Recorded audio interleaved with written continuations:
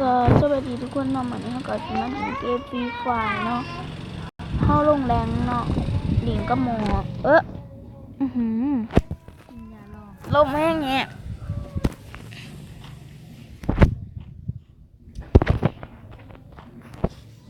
เดี๋ยวจะถ่ายนี่เนาะมูเขากำลังแบบมาเนาะมูเขาถือยิงเนาะมีคนโทรมาเนาะก็เลย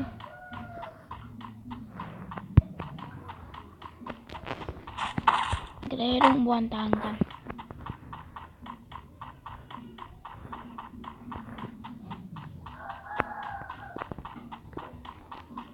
มันดูสายหยอดนะจริงเดี๋ยวถือยิงหัวได้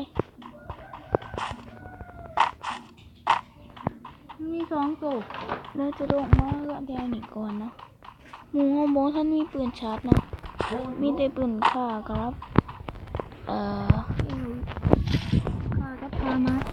ฆ่ากับฟาร์มาสนะ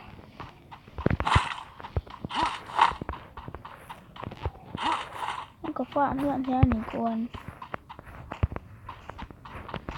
ต้องมีคนมาด้วยเนี่ยอังสีนี่นะปืนป่าทูกับปืนป่าทูหรือปืนว่าป่าเน่ากันเนาะมันเก่ากันกับลูกซองได้ป่าเนี่ยอะไรเนาะเป็นลูกซองฟรีนะทุกคนได้มาจากการซุ่มกองเนาะเดี๋ยวเอาคลิปอื่นเราจะเห็นเกี่ยวกับคลิปสุ่มเนาะเดี๋ยวจะเห็นเกี่ยวกับคลิปสุ่มมีบอกกับระเบิดบ้างมีบ้างแหละฮะแค่ว่าอันนั้นเคยแต่ก็มีกับอยู่มีกับระเบิดบ้างแต่มีกับเกมนี้มีกับระเบิดบ้างนะทุกคนน่าต้องเซ็กเด้อถามมันโนมีมันก็ต้องมีจะมาเนาะแป๊บนึงเห็นแบบขี่มาเด้อพักบ้างของที่อันนี้ต้องกลัวขี่หลังก็ว่าจะว่าได้ใกล้ก็ผลเป็นได้หรอเดี๋ยวเขาจะออกเดินทางไปนะกินเทสเผื่อเดือด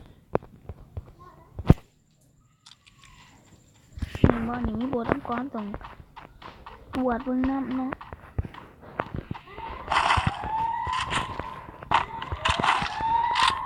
พวกนี้ไม่แดงไม่เกลียดนี่ไม่ได้ก้นแบบพวกใส่MP40ค่อนข้างร้ายกลัวเนาะตามที่เห็นเลยตัวมันก็ลูกซองร้ายปิ่นลูกซองร้ายกลัวได้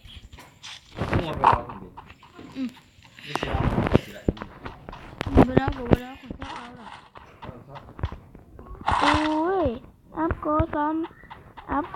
2กลายเป็นโก3นี่ก็มาเจอโก3มันนี่โก4โอ้ที่ไรเด้ฉันจะฝากหาเดือดตัวเดินไปก็ได้เนาะมันมีการระเบิด2 อันว่างไว้บนอันนึงหรือว่าลงไปกันเราพับลงไปที่เจ้าหน้าไม่สิตายโอ้มีสแปซฝั่งนี้ตัวเองที่เอาก้อนไปแตะฟ้ามาถึงที่มันสแปซเขาก็จะเบิ่งเขาก็จะเป็นก้อนสีคนที่ลงไม่ได้เขาก็จะเป็นฝั่งวันฝั่งวันเก่าอยู่นั่นแหละเนาะ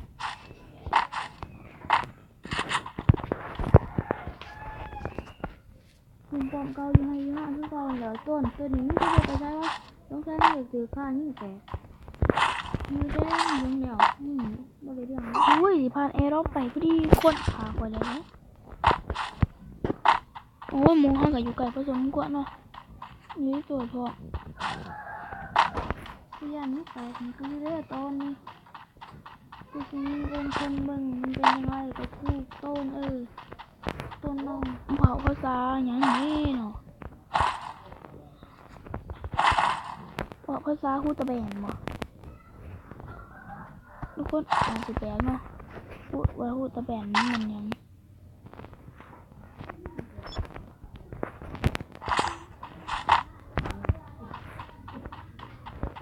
บาย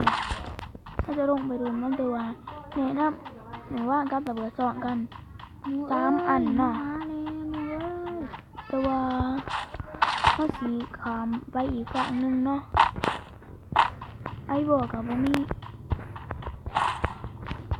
เราไปยังไงทุกคนมองเขามีไอ้บอกแต่ว่ามันก็ที่ก่อนแหละเนาะ นี่น่าคือก่อนเนี่ย เดี๋ยวเราจะเดินทางไปหาหมูเขาก่อนด้วยไป เราก็จะต้องกันหน่อยนะครับ สุดท้ายก็มาหากันแดดเลยเนาะมีคนถือกับระเบิดเข้าไปเนาะแต่ว่ามันเขาหลมเนาะแต่ว่าเฮากระโบกลับไปเนาะเพราะว่ามาหาหมูไปนั่งกับระเบิดเขาบ่ บอเขาต้องเขาห้ามเลือดนั่งตู้อยู่ก่อนนะ ดูว่ามันอะไรนั่นเด้ตัวมันถือกับระเบิดกว่า ไป หมูมันสุกแล้วเลยเต็งนั่นแหละ มันบอคือสีคนลัดที่ฮุกกลางเดดโซน กลางเด็ดโจ้ได้เด้ออันขึ้นอันสีเดืองๆติมันจะหวานนี่เอ้ยงอนโอ้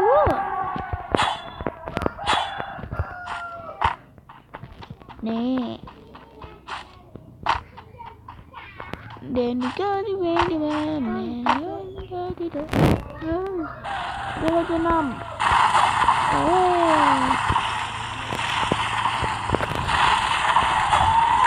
อ้าโจ๊กเหรอเว้ยโจ๊ก เป็นไง ได้ส่วนคือ ทำหน้าบ้านนี่โซนน้องคาดลงมารวม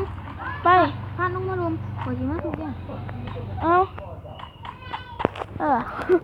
ถือได้ส่วนไหมทุกคนหมูก็บ่ถือไง วิชาต้นนุ่งหาเดือดน้องก็เป็นชีวิตเนาะ น้ำยาสัก2 กล่องกับพ่อเลยเนาะเพราะว่าเขากินเฮ็ดมากอุ๊ยมานี่กูรู้ว่ามันหายเดี๋ยวบอกตัวลมให้สิเลยไม่เจอกันน้ำรังเอง เขาต้นนุ่งอ่ะกระเทนกระเป๋าซ้ำเนาะครับตอน อุ้ยกระบอกฟ้าอ้ายก็ก้อนนี้มันยังเขาก็ใส่ที่ดำค่อย ก็เหลือมากช่างอันนะครับ โอ้คนนี้อันหนึงก็ได้ ช่างอันนะครับ8 อันนะครับ ลูกขาตัวตายสนอก คุณเดี๋ยวไปว่างดีกว่านะครับก่อนก็มีบอลสวัสดีนะครับเบื้อง เราจะหาคนเนาะ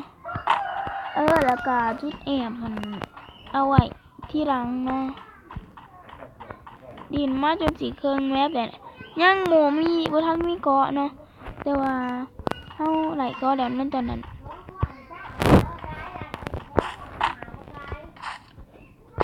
ผู้วันว่าสิเลือดน้ำก่อนนี่เรียนไปยังของครัว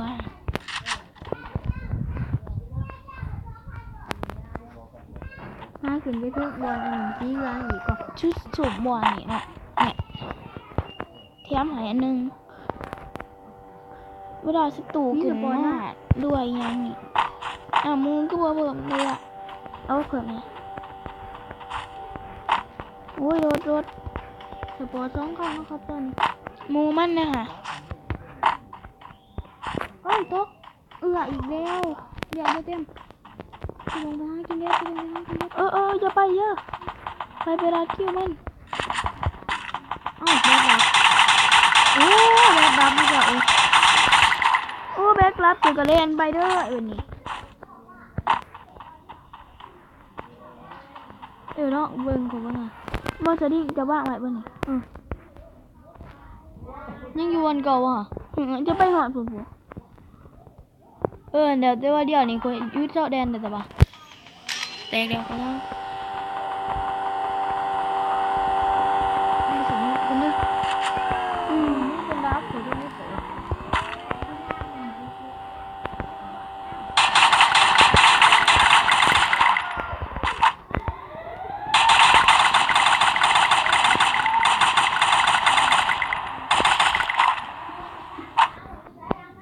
อุ้ยหมูเขาตายเลยเนาะโอ้ยตายแล้ว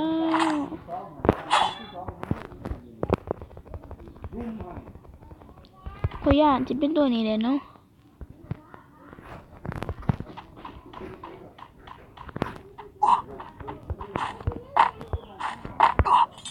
ไปกลับระเบิดหมูเขาเอง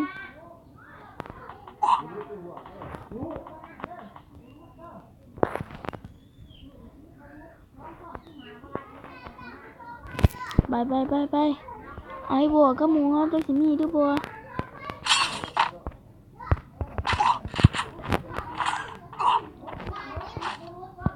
โอ้ตายแล้วมองมาแหละ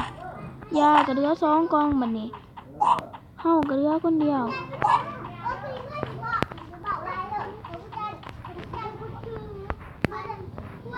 มันมาแล้วอ้าวคือมันยิงหัว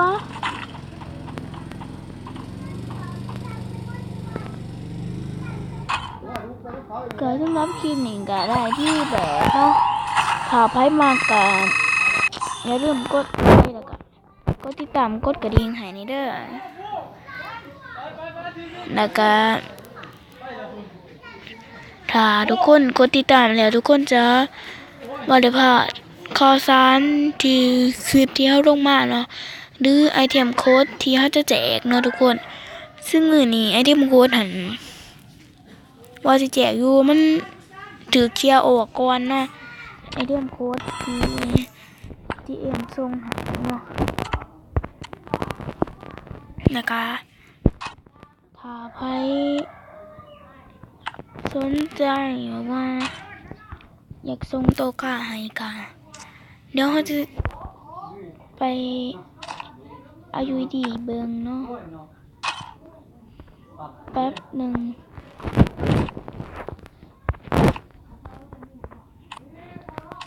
นี่นะมีส่งนี่ร้ายแบบสามารถเลือกใส่ได้ไอฮีละการ